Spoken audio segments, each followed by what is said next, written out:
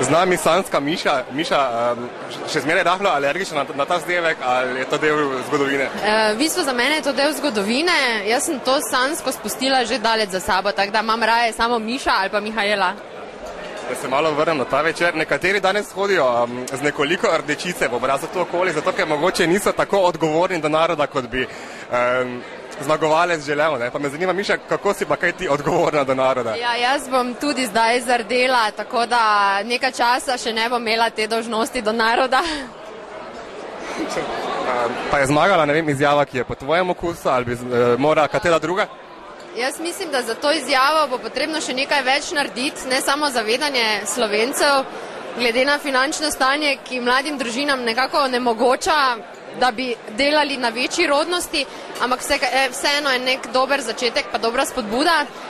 Drugače pa tudi ta druga izjava in ta tretja, kaj sta bili izbrani, sta bili tudi dobri, čeprav od Miše izjava mi je pa tudi bila v redu in všeč.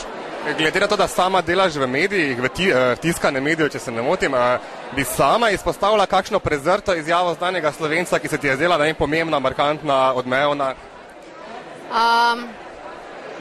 Ne.